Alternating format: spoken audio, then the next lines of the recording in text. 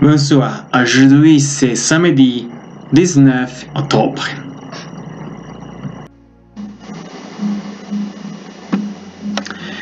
Le Parlement européen a-t-il écrit l'histoire de la Seconde Guerre mondiale? Le Parlement européen est accusé de révisionnisme historique sur la Seconde Guerre mondiale et le pacte germano-soviétique. Le Parlement européen est accusé de réécriture de l'histoire depuis l'adoption le 19 septembre d'une résolution sur l'importance de la mémoire européenne pour l'avenir de l'Europe. Déshonneur, révisionnisme historique, manipulation.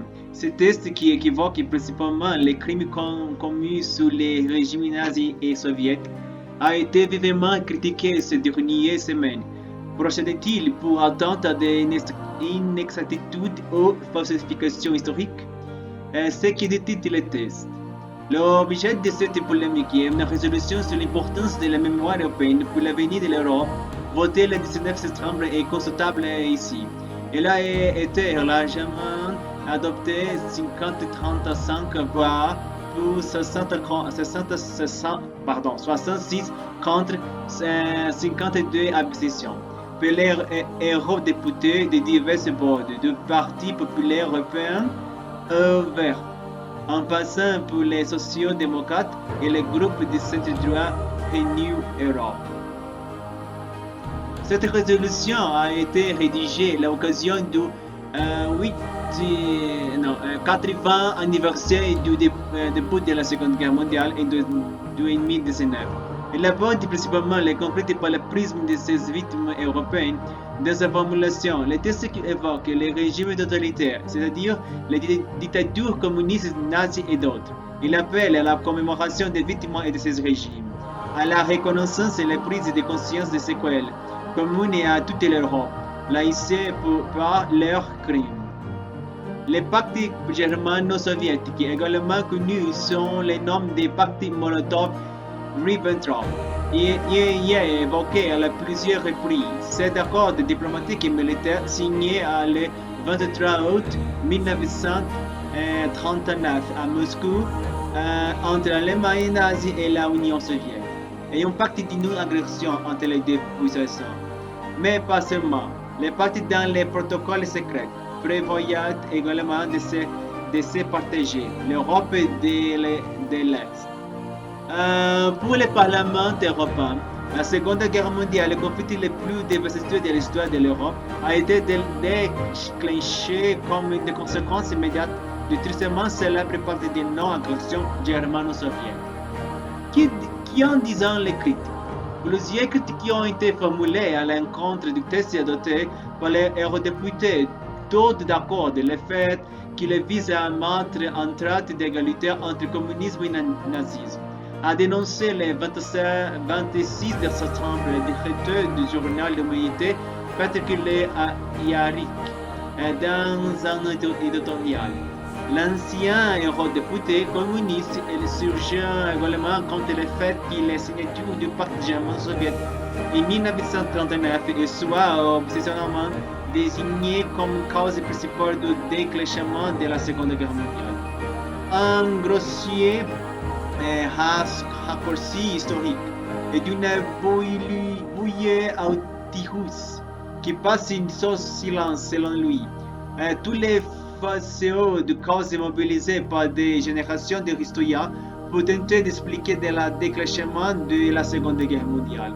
Au-delà des contestations factuelles, c'est plus largement l'idée que le Parlement européen se penche sur l'histoire qui est en cause, non à une histoire officielle. Se désigne ainsi un collectif d'académiques, d'intellectuels et d'artistes dans la libre Belgique. Selon eux, les historiens doivent pouvoir poursuivre leurs recherches à l'abri de toute l'intimidation politique. La polémique s'est ensuite propagée sur les sites pro-russes, notamment sur les réseaux sociaux. Ni falsification ni révisionnisme. La résolution du Parlement européen procède-t-elle dans sa formulation et des falsifications historiques quant à l'origine de la Seconde Guerre mondiale? Pour l'historienne Annette Viviorca, directrice de recherche émérite CNRS. Interrogé par l'Allemande, il est évident que la Seconde Guerre mondiale est le fruit de toute un tas de causes profondes. La fin de la guerre de 1914 et 1918 qui ne règle rien, la crise économique, les renaissances occidentaux successives. Pour autant, le pacte germano-soviétique lève une hypothèque et tout le monde sait en son annonce que ce sera la guerre. Même si cette dernière était prévisible depuis des années, tant l'Europe était un poudrière de la Ève. La résolution européenne se fonde donc bien sûr une toute petite réalité factuelle. C'est là Madame Vievork. Plus récemment, ce test n'est pas neutre, mais ce n'est ni faux ni révisionniste, estime pour sa part Sophie Curie, professeure d'histoire contemporaine à l'université Paris Diderot. Si l'on regarde à la chronologie courte de la pacte Molotov-Ribbentrop, signé le 23 août 1939, permet bien à Hitler d'évacuer la Pologne le 1er septembre, ce qui déclenche la guerre. Des ambiguïtés et des objectifs politiques. Les deux historiens n'en jugeant pas moins les tests du Parlement européen critiquables sur les fonds. Il est ambigu, car ils ne prennent pas le soin de dire qu'il n'est pas parlementaire d'écrire l'histoire, ajoute Sophie Curie. Pour elle, il penche également par manque du contexte historique et étant sur les racines du conflit que sur le rôle joué par la suite par l'Union soviétique dans la chute du régime nazi ou les prises qui est la paix dans les conflits. De même, certains critiques reprochant aux eurodéputés de vouloir induire une équivalence entre l'Allemagne nazie et le pouvoir stalinien. L'emploi du terme totalitaire pour qualifier les deux régimes est justifié, mais si il est évident que les régimes ont des points communs, on ne peut pas dire pour autant qu'ils sont jumeaux, nuance Annette Vievorka. Pour Sophie Curie, le test ne vise pas à comparer nazisme et stalinisme. Son intention première est bien de rendre hommage aux victimes de la Seconde Guerre mondiale et d'appeler à travers des mémoires pour réconcilier les deux parties de l'Europe, la mémoire de l'Ouest et notamment en France, rendez-moi un compte des crimes du régime stalinien. Le pacte germano-soviétique est le point de contact des deux mémoires. Elle a dû le voir reconnaître la Shoah et travailler sur le caractère criminel du régime soviétique. Si les eurodéputés ont largement voté ce test en septembre, il est intéressant de noter qu'il a émané principalement d'élus des pays de l'Est. À l'inverse, aucune des eurodéputés français ne figure parmi ces dépositaires l'interrogé par le monde sur le vote en faveur de la résolution. Les eurodéputés François Xavier Bellamy, les républicains PPE, Yannick Jadot, Europe Écologie Les Verts et Nathalie Loiseau, la République et Marche Renault, n'ont pas répondu à nos sollicitations. Enfin, le test du Parlement européen n'est pas spécialement intéressant par un historien, estime Sophie Curie, mais c'est intéressant de voir comment ça construit la mémoire européenne sur ces sujets enseignant de faire une couture entre les différentes mémoires de la guerre. Comment Moscou tente de réhabiliter le pacte. La porte-parole du ministère des Affaires étrangères russe, Maria Zakharova, a qualifié le texte d'affirmation récessionniste, estimant que ces affirmations sur le pacte germano-soviétique n'ont aucun rapport avec les faits historiques. Pourtant, en 2009, Vladimir Poutine avait jugé le pacte conclu avec les nazis entre 1934 et 1939 des moments inacceptables, visant le foi de l'accord de Molotov-Ribbentrop, mais aussi le pacte de dénogration signé entre la Pologne et l'Allemagne en 1934 et l'accord de Munich signé en 1938 entre la France, le Royaume-Uni et le régime nazi. Mais la ligne officielle du Kremlin, c'était clairement déçue depuis 2015. Et par exemple, le président russe justifiait la signature de l'accord en ces termes. Lorsque l'Union soviétique a réalisé que l'on avait réalisé toute seule face à l'Allemagne de Hitler, Staline a pris des mesures visant à éviter un affrontement direct, et le pacte Molotov-Ribbentrop a été signé.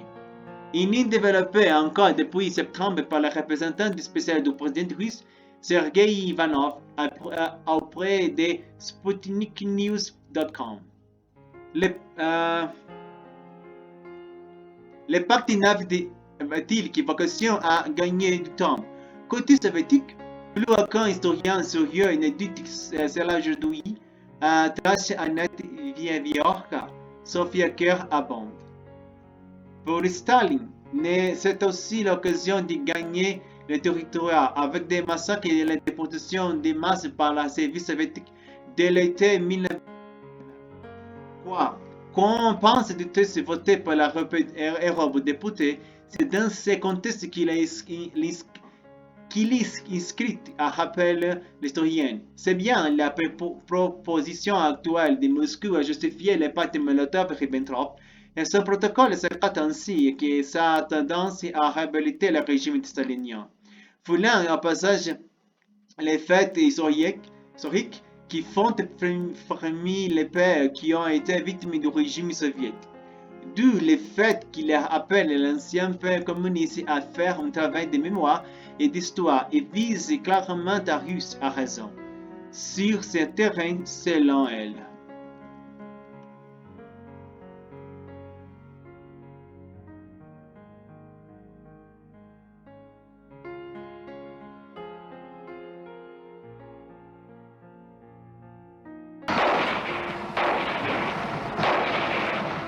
Il y a 80 ans s'amorçait l'un des pires conflits de l'histoire de l'humanité. La Seconde Guerre mondiale était déclenchée le 1er septembre 1939 et il y a des chefs d'État d'une quarantaine de pays qui sont réunis en Pologne aujourd'hui pour souligner cet anniversaire. En Pologne, Rémi, parce que justement, c'est dans ce pays-là que tout a commencé. Exactement. Il faut se transporter à l'époque. C'est là que les forces allemandes ont commencé à bombarder avec, entre autres, un bateau qui avait bombardé la ville de Danzig. Il y avait une installation militaire là, à 4h45 le matin. Au même moment, plusieurs troupes de l'Allemagne nazie ont traversé la frontière en Pologne et ont attaqué. Et moins d'un mois plus tard, eh bien, le pays tombait aux mains des Soviets et de l'Allemagne nazie qui l'avait attaqué des deux côtés. Et c'était le début de cette guerre. C'était le premier pays à tomber, mais ce n'était pas le dernier. Et aujourd'hui, eh bien, on est en Pologne aussi. Les chefs qui se sont réunis à 4h40 le matin. Vous voyez, c'était très tôt ce matin,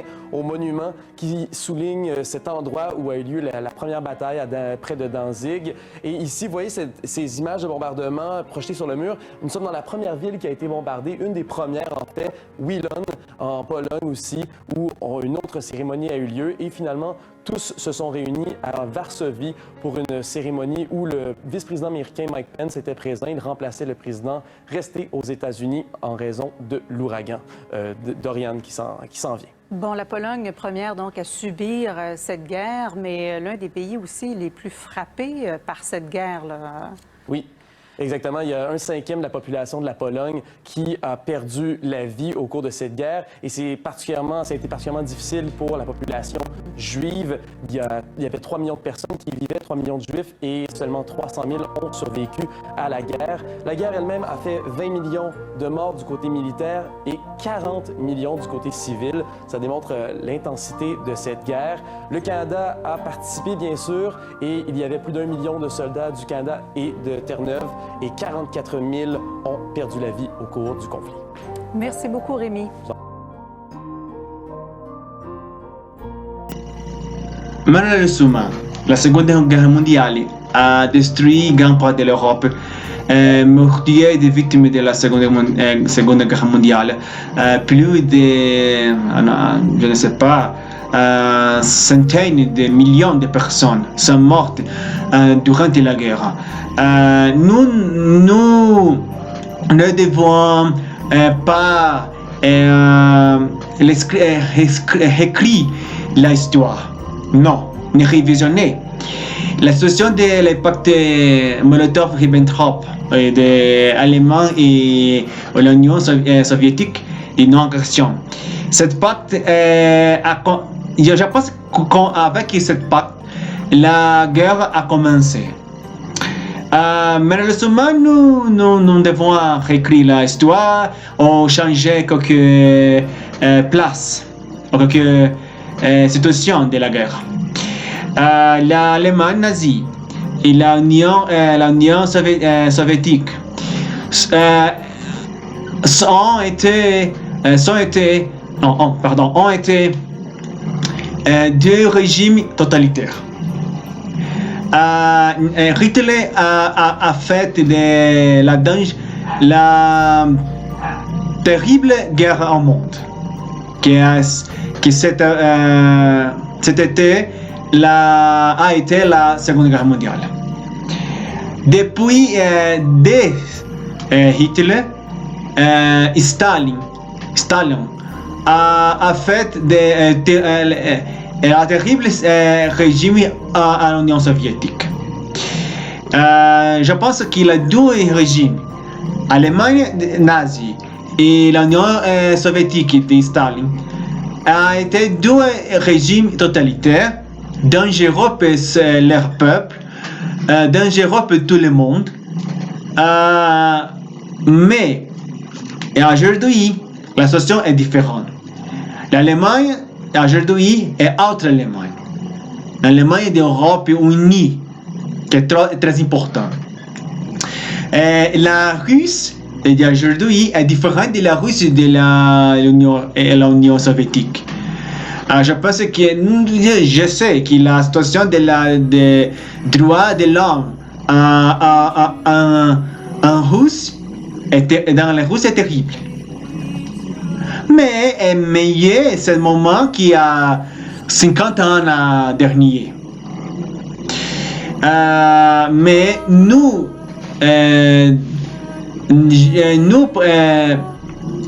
avons besoin de recorder, d'en souvenir tous les jours sur la conséquence de la Seconde Guerre mondiale. Parce que cette guerre ne peut répéter jamais. Ne peut répéter jamais. J'espère qu'il y a une troisième guerre ou quatrième guerre. J'espère que non.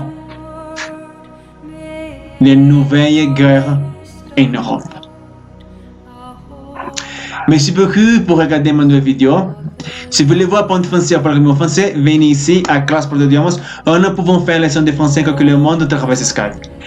Partagez cette vidéo avec la famille, amis et tout le monde. S'il vous plaît, s'abonner sur ma chaîne sur YouTube est très important pour moi. S'abonner, s'il vous plaît. Un salut spécial à tous mes amis en Europe, non seulement en France, au Royaume-Uni, à l'Allemagne, à Pologne, en Russie, différents pays qui la Seconde Guerre mondiale, qui a autant à 80 ans dernier a commencé, malheureusement, la terrible Seconde Guerre mondiale. À toutes les personnes qui sont partie de la terrible guerre mondiale dans l'Europe, principalement les victimes.